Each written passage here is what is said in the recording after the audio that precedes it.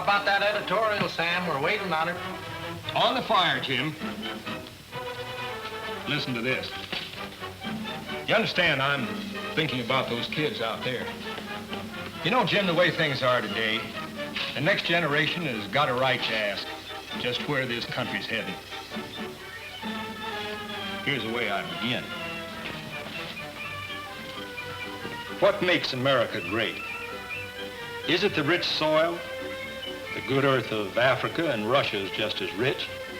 Is it our natural resources? In China and South America are just as valuable treasures of coal and minerals. Is it our people? Perhaps. But remember that we Americans, or our forefathers, once were aliens who came to this country from other lands.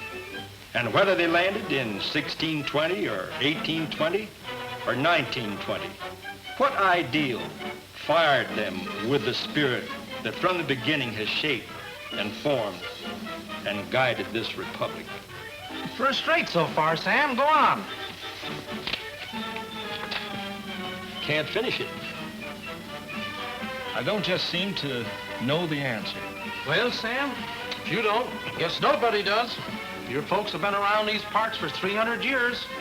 Been running this paper for more than 100.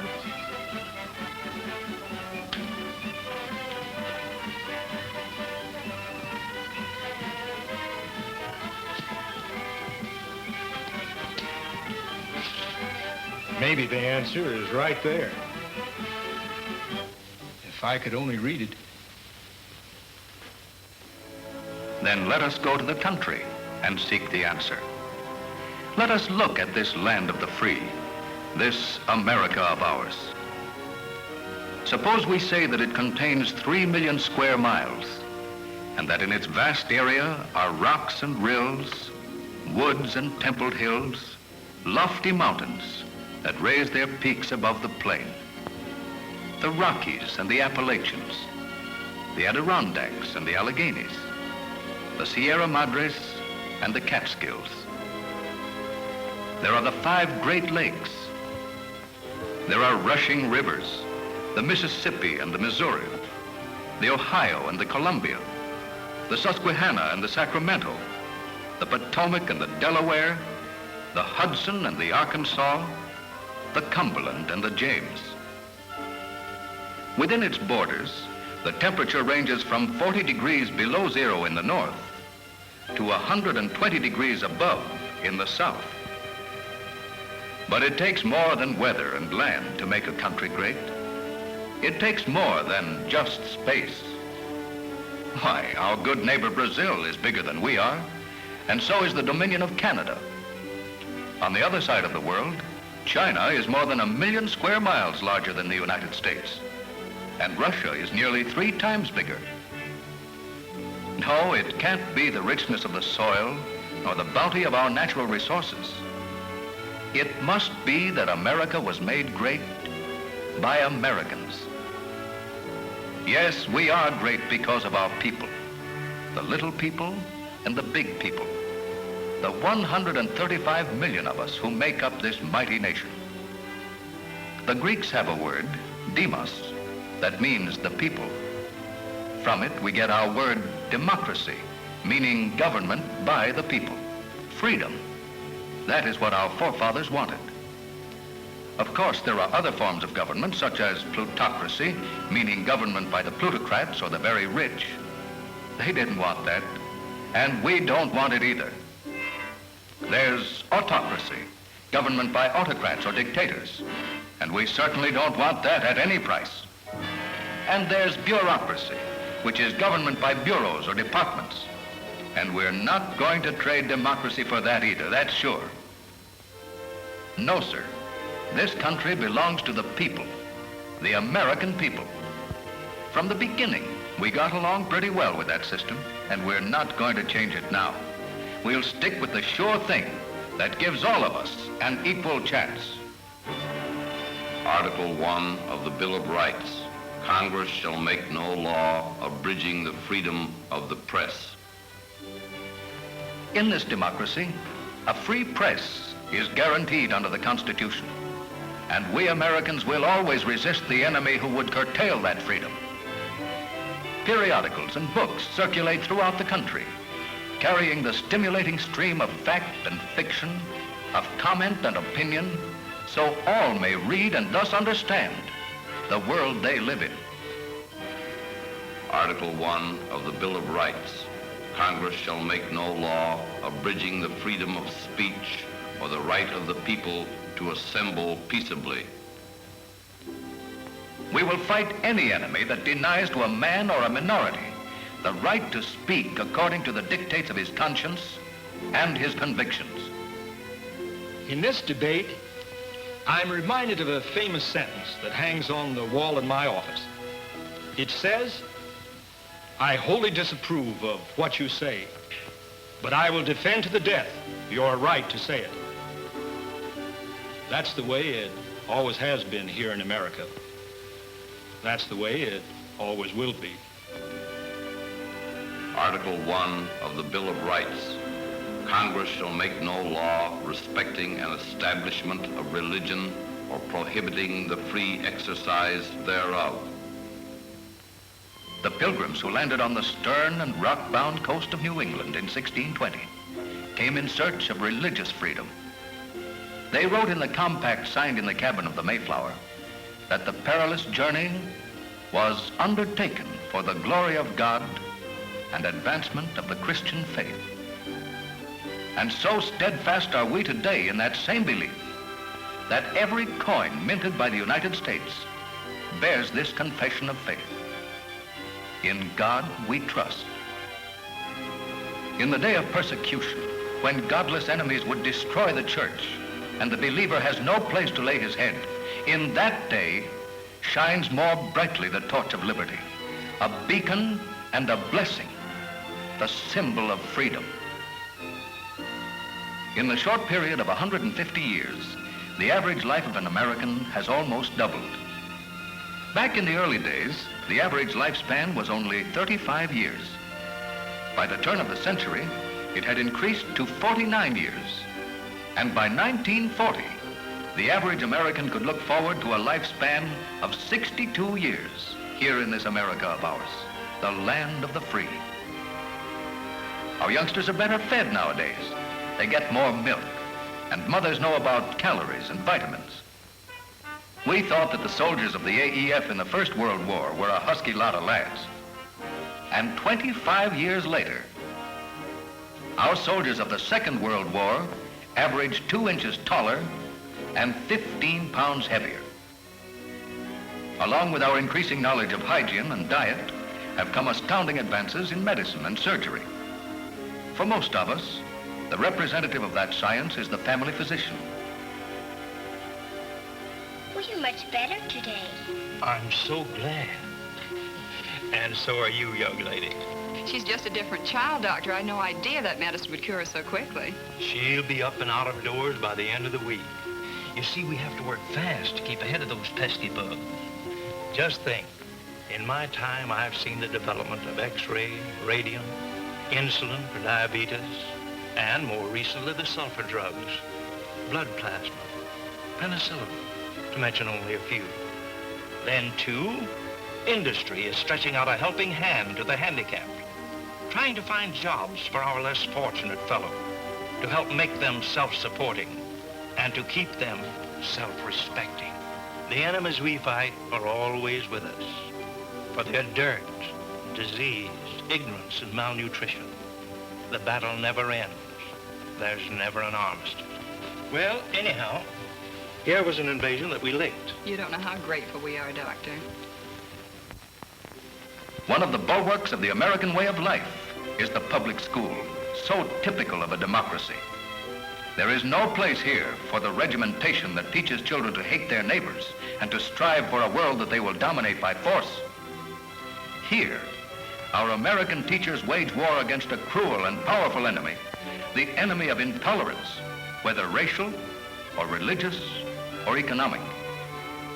We have no ruling class in the United States and no lower class because 150 years ago, our forefathers, declaring their independence, made a solemn pledge. We hold these truths to be self-evident, We hold these truths to be self-evident. That all men are created equal. That all men are created equal. That they are endowed by their Creator. That they are endowed by their Creator. With certain inalienable rights. With certain inalienable rights. That among these are. That among these are. Life, liberty, and the pursuit of happiness. Life, liberty, and the pursuit of happiness. Call it a machine age. Say that we're a nation of realists. We still have time for great music that makes life richer. We have built museums and galleries to house art treasures of all the world. As evidence of a national economy that is both healthy and wealthy, we beautify our cities and towns with inspiring sculpture. To that towering giant of a man, the father of his country, the granite shaft of the Washington Monument is an eloquent, heaven-pointing tribute. In gratitude to the rare soul we know as Abraham Lincoln, this noble fane was erected to hold forever sacred the great heart of the man who gave his life. That government of the people, by the people, for the people, shall not perish from the earth. There is beauty in our skyscrapers, those vertical cities of stone and steel and glass that have their counterpart nowhere else on earth. There is a clean and efficient beauty in our factory buildings, where so easily are wrought the daily miracles of streamlined production of the world's best manufactured goods. There is beauty in the graceful sweep of a vast stadium, beauty along the shores of our two oceans and the Gulf, and in the vacation lands of the mountains, where the sun is bright, the air is clear, and all nature smiles. There is utility as well as beauty in our bridges that fling their arches across bays and rivers. Among the most majestic structures in our country are the massive barriers of steel and concrete, the dams of the far west that hold back the water and then send it out in life-giving streams that already have made fruitful more than 20 million acres of cropland and will within a few years reclaim 22 million more. But more important to America than any of these is a less imposing structure, the American home. Whether it is a house on a village street, a storied mansion in the South, a farmhouse of the Middle West, a Long Island estate, a gaily colored stucco gem of the Pacific coast, an apartment mid the millions of a big city, still it is sanctuary. Still it is a stake in the country, an investment that pays dividends in thinking and speaking. Yes, and in dreaming in the free air of this land of opportunity. In war and in peace, there is a never-ending battle against the farmer's busy enemies in the insect world. And so successful is this bug bombing that not only do we have more to eat than any other nation on earth, but we grow bounteous surpluses that go to lands across the sea. Take corn, for example, our most valuable crop. The average yield from 1930 to 1940 was 37 bushels per acre. The wide acceptance by the farmers of a good corn hybrid increased the yield in 1942 to an average of 56 bushels per acre. For the entire country, that meant an increase of 629 million bushels. Truly, our cup runneth over. Just as extraordinary and just as gratifying have been other scientific advances. Take eggs. Improving the breed of laying hens has greatly increased egg production. The average hen of 1920 laid 60 eggs a year. By 1930, the number had been increased to 89. And by 1940, the average was 115 eggs, which certainly comes under the head of quantity production. Contour farming and many another innovation in crop rotation, soil analysis and fertilization are widely accepted as means of conserving moisture, reducing soil erosion, and producing bigger and better crops. The years ahead look good to the farmer. My great-grandfather started this farm, and for 4 generations we've lived our lives here. This is our land, mister. We've paid for it with our labor and our sacrificing. It's free and clear, and we aim to keep it that way. That's the talk. Keep America free. When you own land, you own a piece of America itself. That's your capital. But there are other ways of owning a part of this country. Did you ever think that every man who buys a bond or who deposits money in a savings account is a capitalist?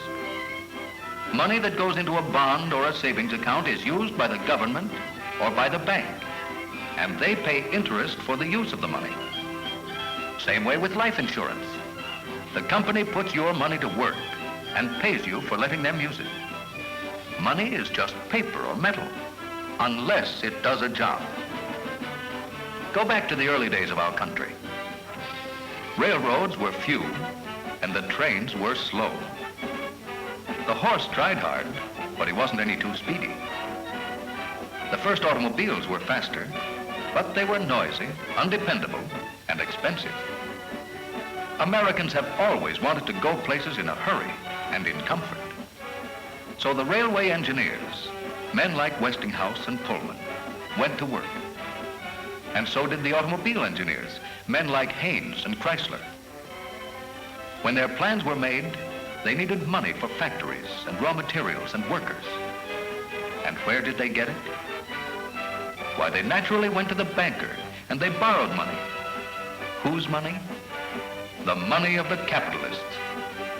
And who are those capitalists who deposit their money so the bank can put it to work and pay them interest? It's folks like these, folks like us for that matter, who helped and are still helping to build this country. Our taxes, our savings, our money that goes into stocks and bonds, all these add up to the billions invested in our America. And see what happens. With only 7% of the population of the earth, we Americans have built and own nearly 1/3 of all the railroad mileage in the world. And we own more than 3/4 of all the automobiles in the world. They travel over the finest roads on earth. And we in America have built and own half of all the improved highways. That's the kind of faith we have in the pioneers. And when we're in trouble, they come to our help. Automobile manufacturers were making their finest cars in 1941. The country was at peace. But when the threat of war made it necessary to arm America, the automobile makers and all industry plunged into the gigantic task of producing the tanks and trucks and guns and shells to defend our homes against the enemy who struck at us.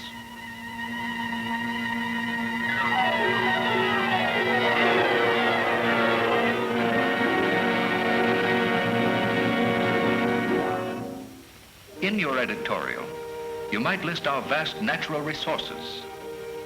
Out of the good earth of our country comes the wealth of precious metals. We own 80% of the world's gold, 60% of the silver, 28% of the copper, 27% of the iron ore, and 26% of the lead. The capacity of our steel mills is 92 million tons a year, and the rest of the world produces only 80 million tons. For all the people on earth, there is an average per person of only 3 acres of land for growing things. But here in the United States, we have nearly 6.5 acres of fertile farmland for every man, woman, and child. Almost twice our requirements for food and clothes. And yet, of the Earth's entire area, we constitute no more than a mere 7%. And of the world's population, Americans make up only 6%. In 1840, a man who was as short-sighted as he was sincere proposed an astounding measure designed to save the country thousands of dollars. It is obvious, and I am confident all will concur, that we have exhausted our inventiveness. And because there is nothing further for us Americans to devise and patent, no machine nor contraption that could possibly add to our virtue and well-being, I therefore crave your support of a measure to close the patent office. Close the patent office. And in the next 60 years came inventions that meant jobs for millions of men and women, that meant better living for all the world.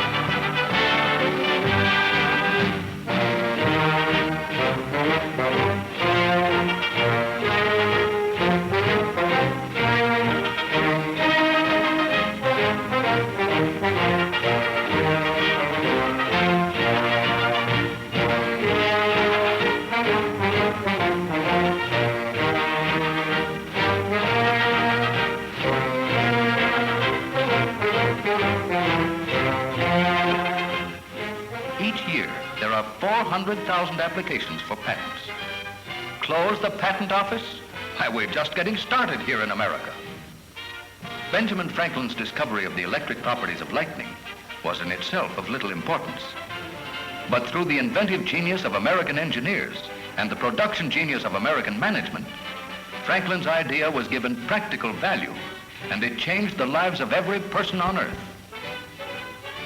To American homes came the doorbell, the washer, the refrigerator, the range, the iron, and many another work-saving household appliance. To the field of communication came the telegraph, the telephone, the radio, radar, and television, all for the enlightenment of mankind by the dissemination of knowledge. To the field of transportation came the trolley car, the automobile, the bus, the truck, and the airplane, all helping to free us from our environment for the easy exchange of goods and ideas with our neighbors. A kite and a key in a thunderstorm. And the world was changed by men of vision and determination, by Americans.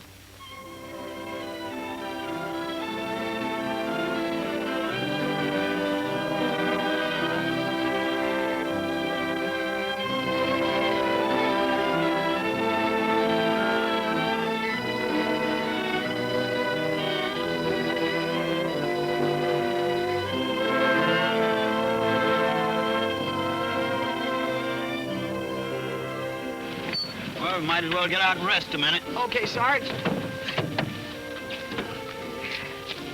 This is pretty country, all right. Sure is. Folks are mighty nice, too. But somehow they don't seem to have any spunk. Yeah, everybody's all mixed up over here. Kind of going around in circles. That's one of the things I like about the good old USA. We're going somewhere in a straight line. And that's still the shortest distance between 2 points. Take that road we just came over. It looks like the people, all mixed up. Over here, they're always switching around from kings and emperors and czars and to these here dictators and what have you. They can't seem to make up their minds. That's because some big shot's always making up their minds for them.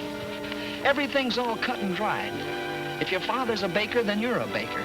If he's a waiter or a clerk or a carpenter, then that's what you are. Over here, there's no chance to take a chance. Believe you me, Sarge, when I get back home, I'm going to declare my independence first thing every morning. I'm going to work wherever I want to, and nobody's going to tell me different. I'm going to go to any church I pick out. Nobody's going to stop me. I'm going to have my say on every doggone thing that goes on in town, and nobody's going to shut me up. I'm going to vote the way I want to, and think the way I want to. I'll probably get married. And if I have a kid, when he grows up, he's going to pick out the kind of work he wants to do, with no high pressure from me or anybody else. Yep, that's the way it looks to me from this distance. America's on the road, and what a sweet one. Plenty of work to do, plenty of fun when you're through. A road with a nice home on the side of it. Radios and automobiles and fishing trips. Hot dogs and cokes, and a wife and a kid and your pals. A road as straight as a string. It leads to school, to church, to a good job. Maybe a business of your own someday. That's the kind of a road to travel. Then we'll be going places. Well, that's what we'd better do right now, go places. When enemies across the sea strike at our liberty, then there is war.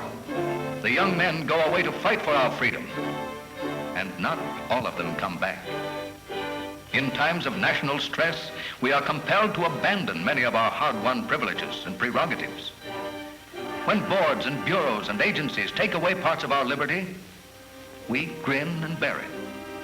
But when the emergency passes, let us stoutly demand the restoration of our rights. Remember when coffee was scarce and we couldn't have a second cup? Of course we didn't like it, but the coffee shortage wasn't fatal. We lived through it. The big point is this: we gave it up to help win the war, and we got it back. So let it be with all our liberties that must be suspended when our enemies press about us, but must just as surely be restored that the spirit of freedom shall not perish.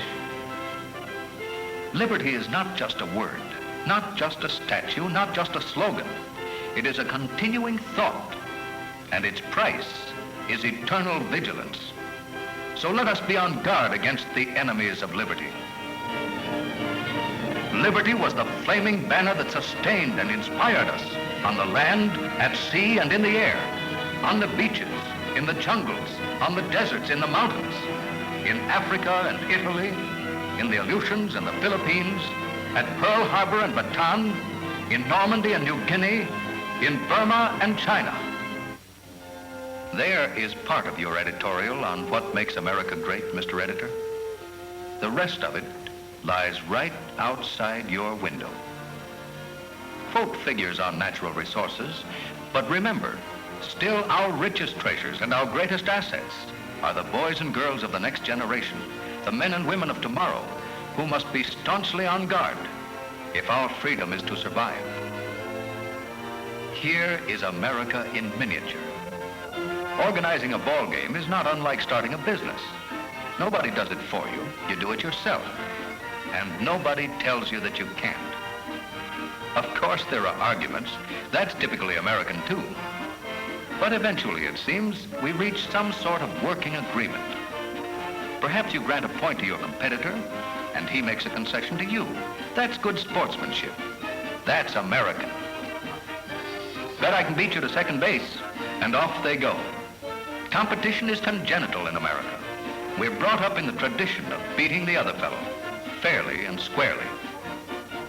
In the game of life, every boy has an opportunity to take a swing at the ball. In America, you get a chance to take a chance. The farmer's son may feel the urge to fight the good fight for the freedom of the press. Well, one day the editor's chair will need a new occupant. We're going to need doctors and surgeons to heal our bodies.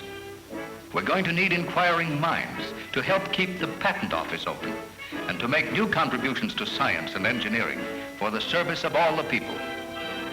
Truly, opportunity in America is limited only by the initiative of the individual.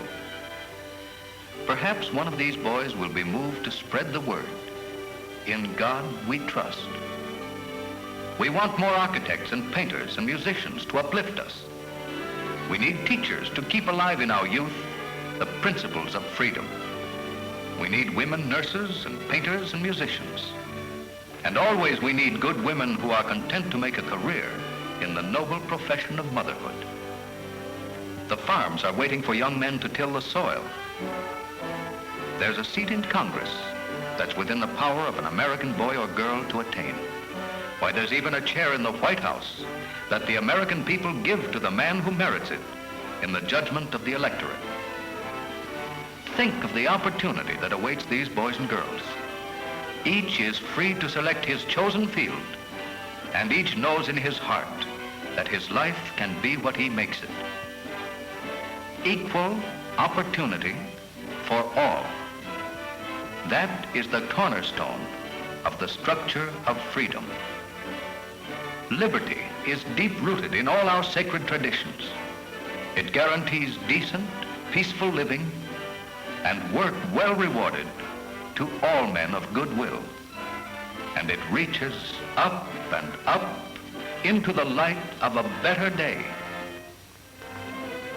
We, the people of the United States, in order to form a more perfect union, establish justice, ensure domestic tranquility, provide for the common defense, promote the general welfare, and ensure the blessings of liberty to ourselves and our posterity, do ordain and establish this Constitution for the United States of America.